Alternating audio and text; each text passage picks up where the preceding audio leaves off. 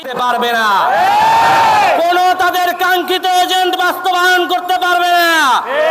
সংগ্রামী সাথী ও বন্ধুগণ, ইসলামী আন্দোলন বাংলাদেশ কোন মৌসুম ভিত্তিক দল নয়। ইসলামী আন্দোলন বাংলাদেশ একটি আদর্শিক সংগঠন, একটি আদর্শিক রাজনৈতিক দল। আমরা সেই 1971 সনের পরে বাংলাদেশে বিভিন্ন রকমের তন্ত্র মন্ত্র, বিভিন্ন রকমের আদর্শ এবং বিভিন্ন রকমের দল সংগঠনকে ক্ষমতায় দেখেছি, কিন্তু বাংলার জনগণের মেহনতি খেটে খাওয়া মানুষের কোনো ভাগ্যের পরিবর্তন হয় নাই।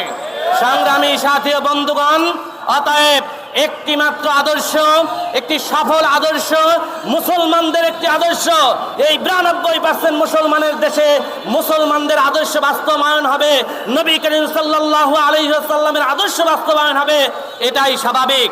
অতএব আগামীতে সরকার গঠন হবে, বাংলাদেশ বিনির্মাণ করবে আমরা আশা করি ইসলামী আদর্শ।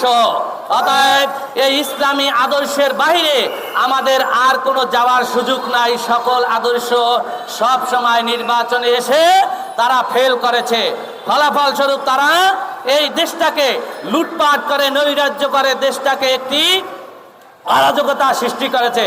সংগ্রামী সাথী ও বন্ধুগণ, আমাদের আমির পীর সাহেব হুজুর চরমোনাই এবং আরো কয়েকটি দল যুগপৎ আন্দোলনে একই দাবি নিয়ে মাঠে আছে।